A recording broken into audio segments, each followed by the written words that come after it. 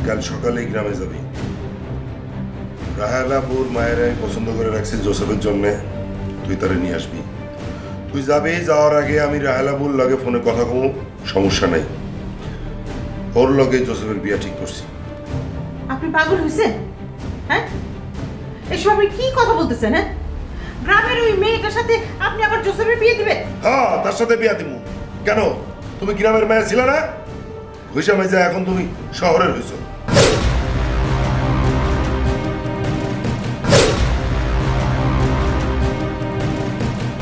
দেখেন, ছেলে তো আর ছোট না, আপনার ছেলে এখন বড় হয়েছে, বিদেশ থেকে লেখাপড়া শিখে আসছে।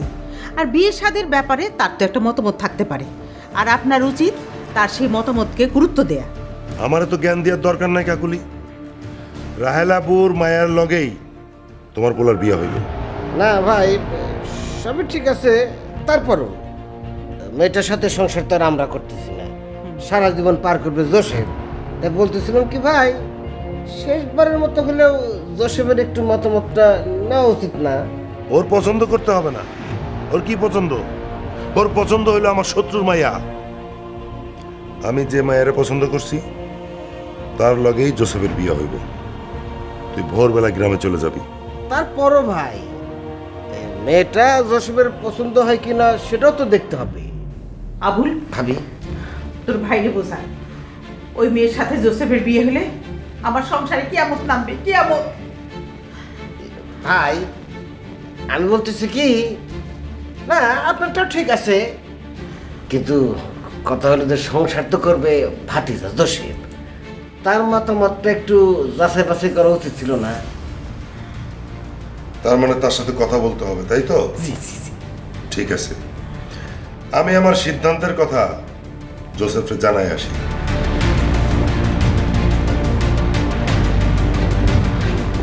আবুল, ভাবি, ভাইরে, তুই তোর ভাইরে বোঝা, জোসেফের সঙ্গে ওই মেয়ের বিয়ে কিছুতেই হইতে পারে না, কিছুতেই না। ভাবি, আমি তো দেখতেই পারতেছিলেন যে আমি বোঝানোর চেষ্টা করতেছিলাম, কিন্তু মুসিবত হলো কি, ভাই বেশি রেগে গেলে চর্থাপুর মেরে বসে। তারপরও আমি ট্রাই করতেছি। এক কাজ করি ভাবি, মেয়েটাকে আমরা আপাতত নিয়ে এসে ভাইকে থামায় রাখি, তারপর আমরা সময় মতো পাত্রে ঘুরে দেব, অসুবিধা হবে না। সত্যি তো? হ্যাঁ, আমি তাহলে চাই।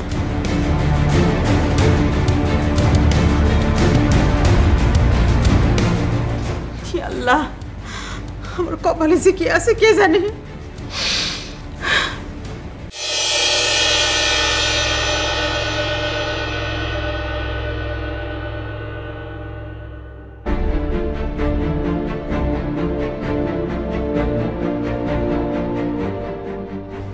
জোসেফ, তোমার সাথে আমার কিছু কথা আছে।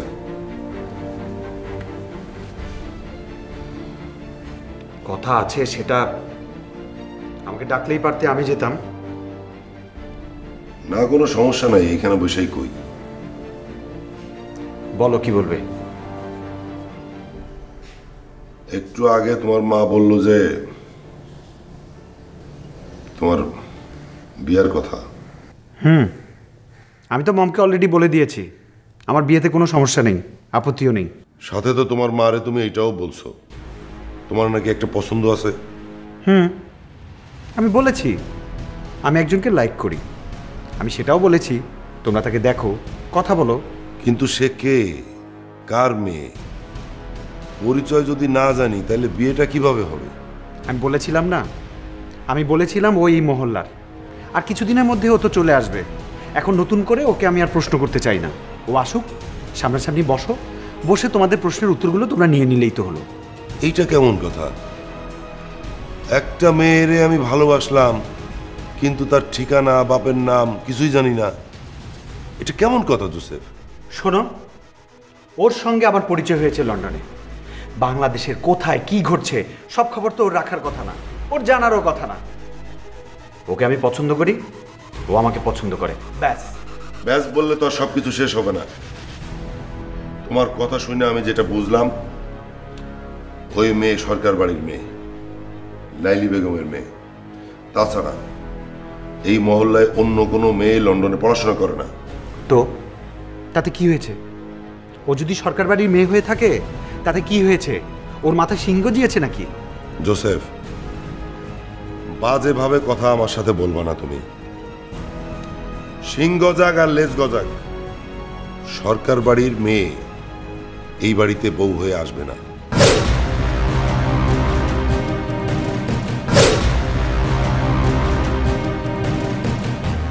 এটা কেমন কথা বাবা? এটা কেমন কথা? আমি যদি সরকার বাড়ির মেয়েকে পছন্দ করি বা বিয়ে করতে চাই, তাতে তুমি আপত্তি করবে কেন? ঠিক আছে, তোমার যদি ভালো না লাগে তুমি বিয়েতে যাবে না, ওই বাড়িতে তোমার ঢোকার দরকার নেই। কি বললি তুই? এটা এটা তুই কি বললি? আমি আমার পোলার বিয়েতে যাব না, আর তুই তোর বাপরে ছাড়া বিয়ে করবি? সমস্যা তো আমার না, সমস্যা তোমার।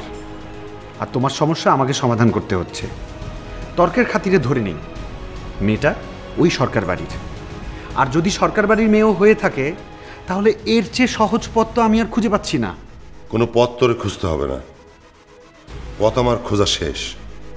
ওই মেয়ে যদি সরকার বাড়ির মেয়ে হয় তাইলে ওই মেয়ের সাথে তোর বিয়ে হবে না, অন্য মেয়েরে তোর বিয়ে করতে হবে। আহা, এটা কেমন কথা বাবা? এটা কেমন কথা? ওই বাড়ির মেয়ে বলে ওর সঙ্গে আমার বিয়ে হতে পারবে না? আচ্ছা, তুমি আমাকে একটা কথা বলো তো, এই মেয়েটার দোষটা কোথায়? ওই মেয়ের একটাই দোষ, ওই মেয়ে সরকার বাড়ির মেয়ে। গাজী বাড়ির সাথে সরকার বাড়ির কোনোদিনও কোনো সম্পর্ক হবে না। এই সামান্য কারণে, এই সামান্য কারণে তুমি যদি বিয়ে না করানোর কারণ খুঁজে পাও, সেই কারণটা আমি মানব না বাবা। এই অজুহাত আমি কোনোভাবেই গ্রহণ করব না। তোমার কথা আমি শুনবো না। আমি বিয়ে করলে ওই মেয়েকেই করব, অন্য কাউকে না।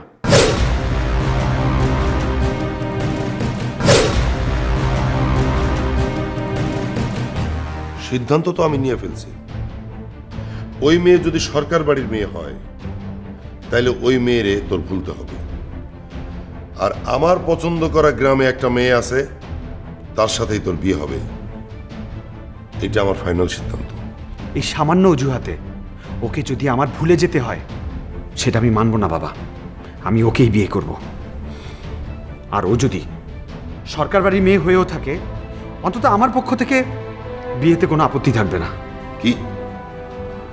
ওই মেয়ে যদি সরকার বাড়ির মেয়ে হয় তারপরও তুই তার বিয়ে করবি?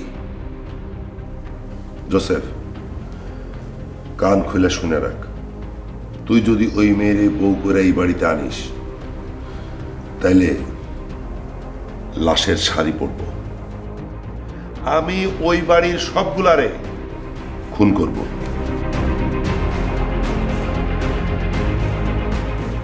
খুন করব, লাশের শাড়ি ফালায় দিব।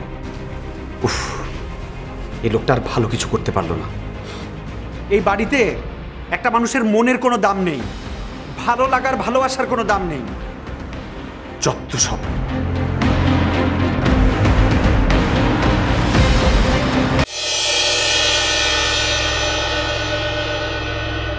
রিমান্ড কি শেষ হয়েছে যুবরাজের? কোনো খবর পেয়েছেন আপনি? কোর্টের সামনে ওর আশেপাশে আমি লোক লাগা রাখছি। প্রত্যেক সেকেন্ডের খবর প্রত্যেক সেকেন্ডে আমার কাছে আসতেছে। এখন যুবরাজ কোথায়?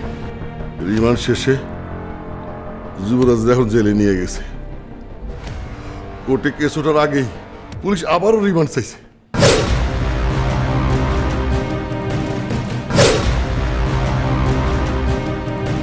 আবারও রিমান্ড? সেদিন ওকে রিমান্ডে নিল? হ্যাঁ, আবারও রিমান্ড চাইছে। পুলিশ সবসময় চেষ্টা করবে ওর মুখ দিয়ে সত্যি কথা বার করানোর জন্য। এই জন্য মনে হয় আবারও রিমান্ড চাইছে। আমি আমি যে কি করব?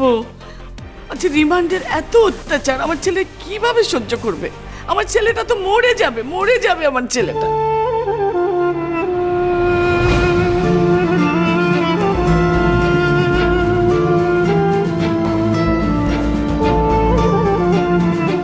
এইসব কথা বল না। তুমি মা, মায়ের কথা সাথে সাথে লেগে যায়। তুমি ওর কোনো অমঙ্গল চিন্তা করো না, তুমি ওর জন্য দোয়া করো। হ্যাঁ, আমি তো দোয়া করবই। আমি যে মা, চাইলেও দোয়া, না চাইলেও দোয়া। কেন জানি না একটা অমঙ্গলের দুশ্চিন্তা বারবার আমার মনে উঠে দেয়। এই অমঙ্গলের দুশ্চিন্তার পাহাড় আমার বুকে চেপে বসে আছে।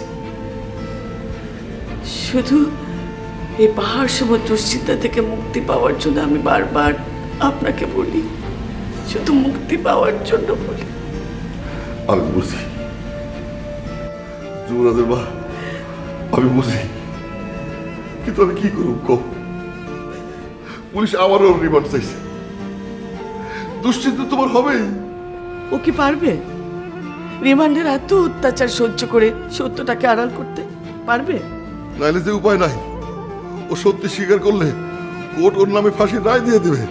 এত অত্যাচার আমার ছেলেটা সহ্য করবে কিভাবে? তার আগেই তো পুলিশ রিমান্ডে নিয়ে আমার ছেলেটাকে মেরে ফেলবে। কেন এমন করছে ওরা? এত অত্যাচার আমার ছেলেটা সহ্য করবে কিভাবে? তার আগেই তো পুলিশ রিমান্ডে নিয়ে আমার ছেলেটাকে মেরে ফেলবে। কেন এমন করছে ওরা? এইটাই নিয়ম। আমি নতুন কয়টা জায়গায় চেষ্টা করতেছি। ওরা বলছে যুবরাজকে বার করার জন্য ওরা আপ্রাণ চেষ্টা করবে। কি বললেন? সত্যি পারবে ওরা? আমার ছেলে কি আমার বুকে ফিরে আসবে? ওরা পারবে আমার ছেলেকে ফিরিয়ে দিতে? তুমি খালি ওর জন্য দোয়া করো, তোমার দোয়া কাজেও লেগে যেতে পারে। কি হয়েছে ভাইজান? কেডা কার লিগা দোয়া করব? কার কাম হইব? ওই যুবরাজের ছাড়ানোর লেগা একটা পথ বের করছি, সেই জন্য তোর ভাবিরে দোয়া করতে কইতেছি। হ্যাঁ, বুঝালছি। আমি সত্য কথা বললে তো আপনার আবার পছন্দ হয় না। কিছু মনে করেন না যে ভাবি, আপনার ফুতের এই অবস্থার লিগে আজকে আপনিও দায়ী। আমার কথা মতো যদি চাঁদনির লগে যুবরাজের বিয়া দিতেন, কত সুখের সংসার হইতো আপনি ফুতের। বালা তো লাগবে না, যাইবেন তো উঠতে। এই লাইলে চুপ কর, এসব কথা বাদ দে, অন্য কথা কর, আর নাইলে চুপচাপ থাক। ভাইজান, আমি তো আপনার অন্য কথা কইতে আইছিলাম। চাঁদনির এই যে ফোনের পর ফোন দিতাছে, এই যে ফোনের পরে ফোন দিতাছে, চাঁদনি তো কোনো ফোন টোন কিচ্ছু ধরতেছে না।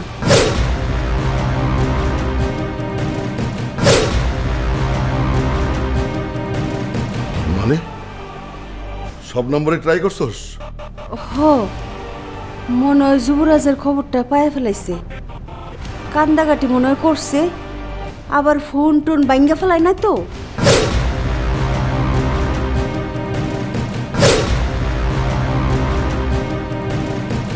চাঁদনি তো কেউ খবর দেয় নাই, চাঁদনি জানবো থেকে যত সব উল্টাপাল্টা কথা। ও ভাইজান, বাবি আবার খবরটা দিয়ালাই নাই তো। তোর ভাবি ছেলের চিন্তায় পাগল, ওর সময় কই। শোন, চাঁদনি কিছু জানাইস না। ভাইজান, ফোনই তো পাইতাছি না, জানাইতাম কেমনি? অত চিন্তা করিস না তো, হয়তো কোথাও বেড়াইতে যেতে পারে। লাইলি যেমন যা তো, আমার একটু একা থাকতে দে। ভাইজান, বুঝতাছি যুবরাজের লিগে আপনার মন অত্যাধিক খারাপ, আপনার আর কি কমু, কিন্তু আমার মাইয়াটাও ফোন ধরতেছে না, কই যায় রইছে কিছু বুঝতেছি না। শোন, 2 দিন অপেক্ষা কর, যা তুই যা, একটু একা থাকতে চাই।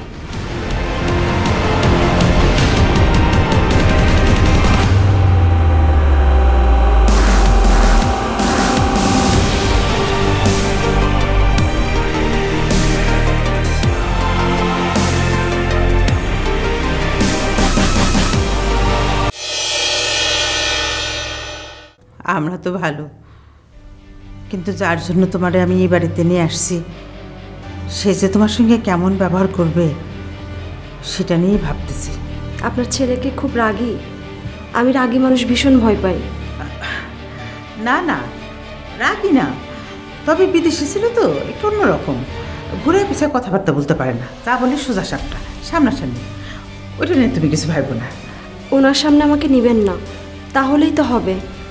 ওর সাথে যাতে তোমার দেখা হয়, পরিচয় হয়, একটু আলাপ হয়, সেই জন্য তো তোমার আগে থেকে এখানে নিয়ে আসা হলো।